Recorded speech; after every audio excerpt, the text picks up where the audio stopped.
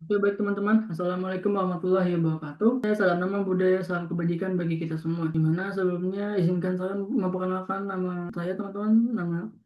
Nama saya yakni dalam 1116 atau lengkapnya yakni 6670230116. Dimana sebelum melanjutkan presentasi ini, saya ingin mengucapkan panjat puji syukur saya kepada Tuhan saya yakni Allah Subhanahu wa Ta'ala, yang mana dengan rahmatnya dan dengan kasihnya saya selalu diberikan kesehatan juga kebahagiaan dan juga rahmatnya. Lalu saya juga ingin mengucapkan terima kasih kepada kedua orang tua saya yang sudah memberikan fasilitas dan doanya juga kepada saya dan yang memberikan kepercayaan kepada saya. Dan saya juga ingin berterima kasih kepada Ibu Santi selaku dosen pengajar dalam mata kuliah lembaga perwakilan ini, di mana pada hari ini, pada siang ini, saya ingin mempresentasikan makalah yang sudah saya buat dan sudah saya konversikan dalam format PowerPoint ini, yang ini berjudul Optimalisasi Fungsi Representasi DPR dalam Sistem Presidensial, Studi Literatur atau relasi antara lembaga legislatif dan aktor politik di Indonesia. Yang teman-teman lihat juga ya dari slide ini, kalau teman-teman sadar memang ada beberapa kata dalam kalimat judul ini yang saya highlight teman-teman, atau yang saya garis bawahi gitu ya. Nah, yang mana tujuan saya untuk melakukan ini adalah kata intisari dari judul ini, yang mana untuk memberitahukan kepada teman-teman bahwa kata-kata yang keyword yang di highlight ini itu adalah yang nantinya akan saya presentasikan teman-teman. Dimana sebelum kita lebih lanjut lagi, tentu teman-teman kita harus mengetahui latar belakangnya ini teman-teman. Oke, DPR atau Dewan Perwakilan Rakyat. Semuanya pasti sudah tahu teman-teman bahwa Dewan Perwakilan ini adalah lembaga lembaga lembaga parlemen dan lembaga perwakilan di negara Indonesia ini teman-teman, yang mana Dewan Perwakilan Rakyat ini juga adalah bagian dari trias politika, yakni dalam struktur lembaga, yakni adalah lembaga legislatif teman-teman, yang dimana seperti yang di slide juga sudah dijelaskan bahwa DPR adalah jembatan antara rakyat dan pemerintah, di mana DPR ini tuh adalah jantung dari parlemen dan memegang peran sentral dalam sistem presidensial Indonesia sebagai representasi rakyat teman-teman, di mana ini juga dijelaskan dalam Undang-Undang 1945, dalam yang mana Undang-Undang 1945 ini juga adalah dasar hukum ya teman-teman, serta Undang-Undang Nomor 17 Tahun 2014 yang saat itu yang saat ini juga diubah gitu teman-teman ya, menjadi Undang-Undang Nomor 42 Tahun 2014, di mana dalam undang-undang tersebut itu ditegaskan teman-teman bahwa fungsi representasi dari Dewan Perwakilan Rakyat ini adalah menjadi dasar utama dalam tugas legislatif gitu, mulai dari penyusunan undang-undang, anggaran hingga pengawasan, yakni ada dalam pasal 248 ayat 2, yang dimana fungsi ini juga mencakup tanggung jawab untuk menyalurkan aspirasi publik secara langsung. Ini dilanjut pada pasal 254 dan 258 teman-teman. Namun dalam praktiknya ya teman-teman, ya, fungsi representasi itu tidak optimal gitu, karena kepentingan pengawal partai dan rendahnya akuntabilitas teman-teman, yang mana dari eh, fakta realitas ya teman-teman, eh, masih banyak tantangan teman-teman yang dihadapi juga, dan juga ini juga belum secara representatif atau simbolik DPR itu tuh belum secara optimal teman-teman, di mana seperti yang tadi dijelaskan bahwa tadi adanya dominasi dominasi kuat dari partai politik, terus juga ada konflik kepentingan dengan eksekutif, hingga lemahnya akuntabilitas publik teman-teman. Di mana di sini juga bisa dilihat teman-teman dalam slide ini bahwa terdapat grafik teman-teman yang saya buat, yakni yang mana saya tuh melihat data dari tahun 2015 sampai 2024. Kita bisa lihat teman-teman bahwa indikator grafik garis trendline dari grafik ini tuh semakin turun teman-teman dari tahun ke tahun gitu teman-teman, di mana eh, ini bisa dilihat bahwa memang ada ini ya teman-teman ya, ada kemunduran gitu teman-teman dari kepercayaan publik gitu terhadap DPR itu sendiri teman-teman. Nah, jadi dari latar belakang yang sudah kita jelaskan teman-teman, bahwa muncullah gitu teman-teman pertanyaan-pertanyaan yang sudah saya siapkan dalam rumusan masalah ini. Ini adalah pertama, bagaimana konsep dan pelaksanaan fungsi representatif DPR dalam sistem presidensial seperti yang kita sudah tahu sendiri teman-teman, konsep dan pelaksanaan fungsi representasi ini yang saya maksud adalah tentu dalam eh, faktual yang saya kaitkan juga dengan teoritis teman-teman. Dan juga kedua, apa hambatan struktural, kultural, dan politik dari representasi DPR ini? Apakah benar bahwa memang Dewan Perwakilan Rakyat ini sejatinya memang untuk merepresentasikan masyarakat gitu teman-teman, yang dimana ini juga jadi pertanyaan lagi untuk poin nomor dua, yang dimana merepresentasikan masyarakat. Maka pertanyaannya yang harus kita lebih lanjut adalah masyarakat yang mana teman-teman? Apakah masyarakat seluruh Indonesia atau sebagian masyarakat? Nah, terus yang ketiga itu adalah bagaimana relasi DPR dengan presiden partai dan atau politik elit, teman-teman. Dan juga yang terakhir itu adalah strategi apa sih yang bisa mengoptimalkan fungsi representasi DPR ini, teman-teman.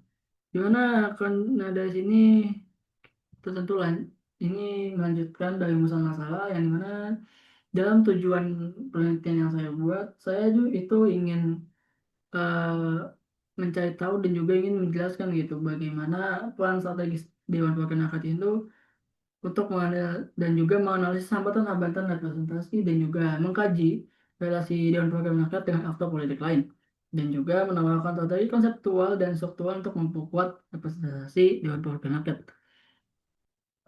Dan tentunya dari makalah yang saya buat, tentu saya juga ingin memberikan manfaat penelitian, dan di mana saya ingin memberikan dua aspek manfaat penelitian. Dan pertama tentu berasal dari teoritis, yang dimana saya ingin memberikan dan memperkaya teori representasi dalam sistem presidensial. Dan tentunya selain dari teori, saya juga ingin memberikan secara praktis, di mana saya ingin eh, memberikan masukan bagi Dewan Perwakilan Rakyat, pemerintah, dan juga masyarakat sipil dalam memperkuat representasi publik. Gitu.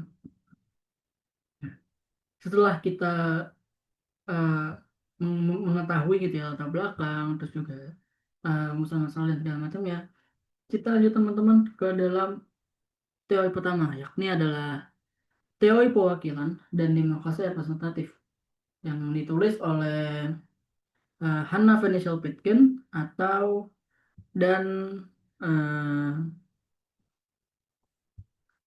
Robert Dahl ya teman-teman. Nah, di mana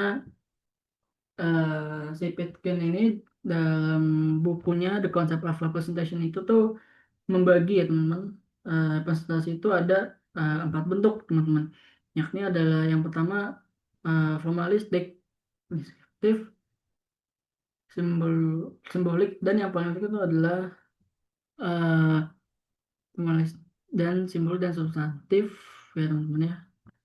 Nah, di mana yang kalau misalnya kita lihat itu yang paling penting itu adalah representasi substantif teman-teman, yakni wakil rakyat itu tuh bertindak nyata gitu demi konstituen, bukan sekedar simbol demokrasi teman-teman.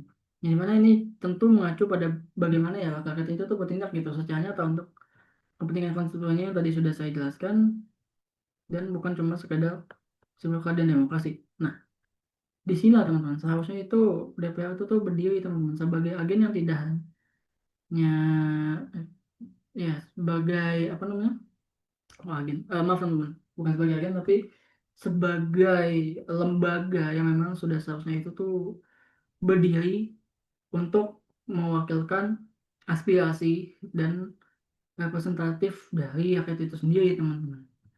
Tapi realitasnya di Indonesia itu menunjukkan ya bahwa fungsi representatif substantif itu tuh kerap kali tergeser teman-teman oleh loyalitas kepada partai, kepentingan elit, dan kepentingan atau elit maksudnya, dan pola komunikasi politik yang elitis teman-teman, di mana dalam sistem presidensial ini tekanan semacam ini itu menjadi tantangan serius teman-teman bagi kualitas demokrasi di negara kita.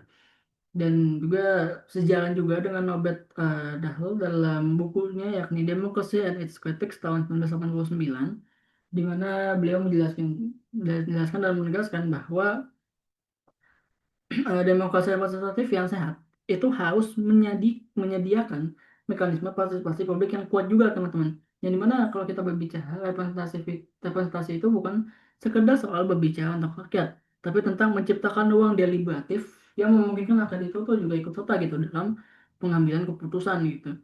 Yang dimana legitimasi DPR ini tuh juga bergantung gitu kepada sejauh mana sih masyarakat itu merasa bahwa suara dan aspirasi mereka tuh benar-benar diperjuangkan teman-teman. Cuman seperti yang dilaksanakan juga bahwa ya fungsi-fungsi DPR itu juga dalam sistem presiden itu belum belum optimal teman-teman gitu ya.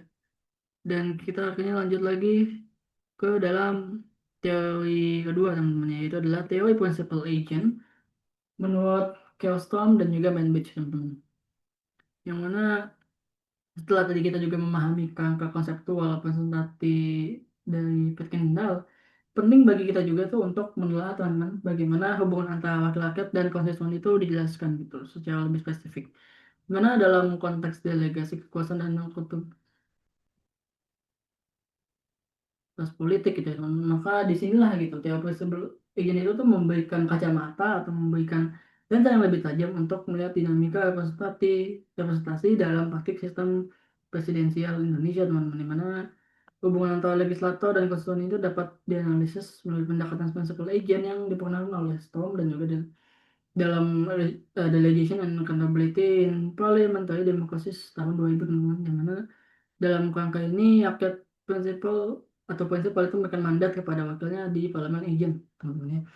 Dan juga menurut Jane Manbridge itu seperti yang kita lihat teman-teman ya, mungkin untuk membersihkan waktu, representasi ideal sama dengan responsif dan deliberatif teman-teman. Yang berarti representasi ideal adalah sejatinya itu harus merespon, harus memberikan jawaban langsung dan derivatif kepada masyarakat. Dan juga ada dua tipe teman-teman, yaitu adalah promissory, yaitu adalah wakil itu menepati janji kampanyenya, jadi tidak hanya kampanye asal-asalan, dan juga yang anticipatory, yaitu adalah wakil merespon aspirasi bahkan sebelum disuarakan teman-teman. Yang mana dari prinsip legend ini mereka tuh teori ini memberikan solusi gitu bagi untuk transparansi dan partisipasi publik itu harus diperkuat untuk menjaga keterwakilan sejati. Dan lanjut, yang teori ketiga adalah teori sistem perwakilan, struktur dan lembaga perwakilan lingkungan surga dan kiri. Gitu ya teman. Di mana eh, menurut Lins tahun 1994 gitu ya dalam artikelnya yakni The Pillars of Presidentialism itu menyebutin bahwa legitimasi ganda antara eksekutif dan legislatif yang berasal dari pemilihan agung itu berpotensi untuk menimbulkan konflik antar lembaga teman-teman, di mana DPR dan Presiden sebagai dua lembaga independen kerap saling menghambat agenda masing-masing. Alih bekerja secara sinergis, tapi ini malah berdampak kepada lemahnya kemampuan DPR dalam menjalankan fungsinya sebagai representasi rakyat karena memang terjebak dalam status quo teman-teman, di mana terjebak dalam persaingan kekuasaan dengan eksekutif.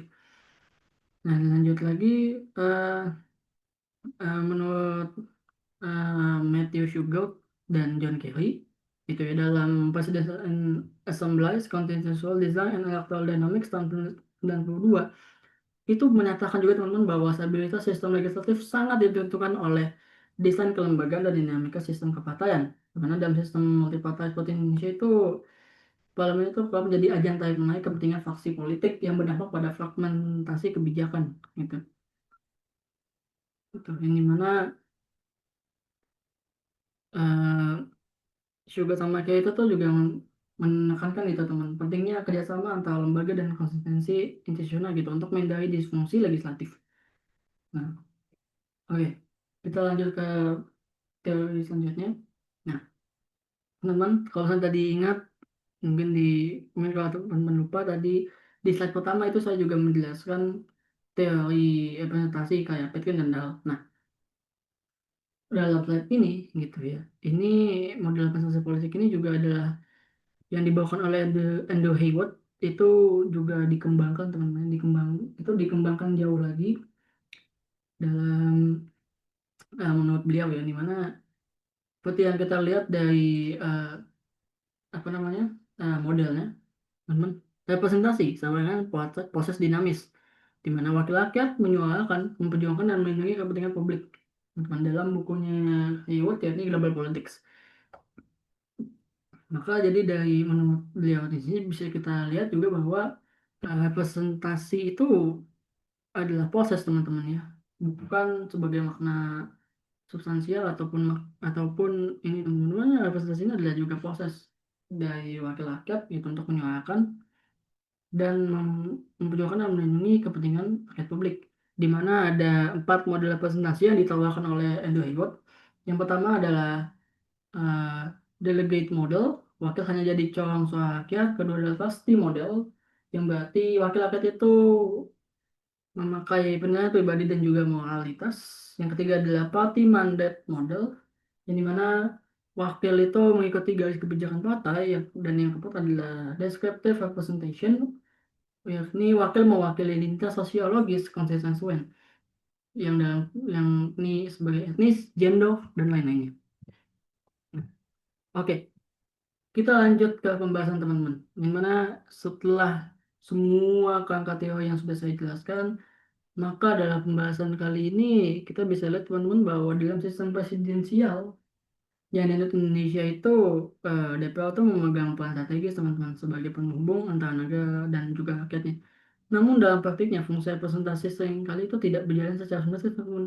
Dimana tadi juga dijelaskan bahwa menurut Andrew Hayward itu ada 4 model kan yang tadi sudah saya jelaskan juga, di mana di Indonesia sendiri teman-teman model mandat partai itu tuh jauh lebih mendominasi teman-teman, di mana anggota Dewan Perwakilan Rakyat ini tuh lebih loyal terhadap partai gitu dibandingkan oleh konstituen, yang dimana ini juga memicu gitu apa yang disebut Hayward sebagai disconnected democracy, ketika keabsahan elektoral tidak diiringi komitmen pada kepentingan publik. Dan juga menurut Kesom juga dalam tadi juga dijelaskan bahwa kan harusnya tadi wakil atau agent itu kan harusnya melayani kepentingan kan, tapi kenyataannya agent itu malah lebih condong kepada elit politik dan juga partai, yang dimana tidak ada mekanismenya dalam mekanisme dari accountability loop seperti evaluasi performa atau recall teman-teman. Recall yang artinya membuat relasi gitu ya, untuk mana ini hanya prosedur tanpa reaksi publik juga. Karena itu rakyat juga kehilangan saluran untuk menuntut pertanggungjawaban yang nyata dari DPR juga. Yang mana juga tadi dijelaskan dengan dalam teorinya Shugart dan Kerry tahun 92 bahwa sistem ini juga membutuhkan kerjasama antar lembaga, tapi fragmentasi kekuasaan antara presiden dan DPR itu sering berujung pada deadlock atau sering berujung pada kebuntuan teman-teman. Yang mana koalisi itu terbentuk cenderung itu ya pragmatis, bukan ideologis, sehingga melemahkan fungsi kontrol legislatif terhadap eksekutif, teman-teman. Nah, di mana dalam nakala ini juga ada studi kasus teman-teman, yakni adalah konflik Polda TW dalam Provinsi Bulukumba, teman-teman. Yang dimana kasus penyusunan Polda TW di Kabupaten Bulukumba di Sulawesi Selatan itu menunjukkan bahwa lemahnya fungsi representasi DPRD, teman-teman. Di mana perselisihan antara DPRD dan pemerintah daerah itu terkait zonasi wilayah, termasuk pembangunan bandara dan pengelolaan hutan lindung, menunjukkan minimnya koordinasi, komunikasi, dan kewenangan data, teman-teman. Dan mana dilanjut lagi, situasi ini juga menegaskan gitu, bahwa tanpa sinergi antara lembaga legislatif dan eksekutif, kepentingan publik justru terpinggirkan, fungsi pengawasan dan representasi menjadi lemah, dan aspirasi masyarakat gagal atau diwujudkan secara konkret, teman-teman. Maka dalam studi kasus ini, teman-teman, yang terjadi pada Bulukumba di Sulawesi Selatan, kita tuh bisa melihat teman-teman bahwa konflik ini bukanlah konflik semata-mata teman-teman, tapi konflik ini adalah konflik serius yang kita bisa bayangkan teman-teman apa yang masyarakatnya ini alami, teman-teman ya, yang mana masyarakatnya ini sudah lah dalam keadaan apa itu ya, dalam keadaan susah juga. Dan juga kita bisa lihat bahwa aspirasi-aspirasi yang selama ini mereka sudah suarakan, teman-teman, yang sudah mereka suarakan dan segala macamnya itu eh, tidak didengar teman-teman oleh DPRD, teman-teman ya.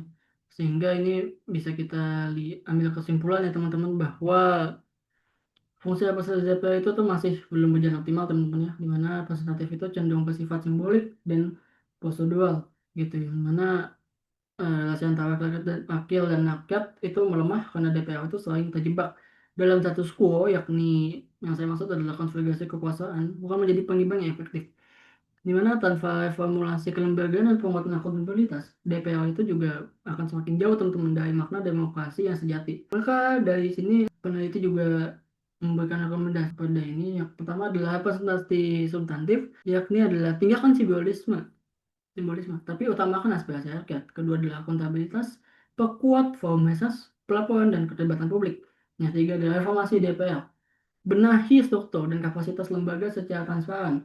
Yang ketiga adalah pendidikan politik, yaitu adalah libatkan rakyat secara aktif dan kritis. Dan yang terakhir adalah relasi eksekutif legislatif, yang mana ini membangun pemitaan demokratis berbasis aturan bukan kompromi. Mungkin segitu saja teman-teman. Saya mohon maaf bila ada perkataan saya yang salah, ada perkataan yang saya typo, atau mungkin ada eh, penjelasan saya yang salah, karena sejatinya kesempurnaan hanya milik Tuhan, yakni Allah Tuhan, dan yakni Allah Subhanahu wa Ta'ala. Namun kesalahan itu datang dari saya sebagai manusia yang tak luput dari kesalahan. Mungkin sekian dari saya. Terima kasih. Wassalamualaikum warahmatullahi wabarakatuh.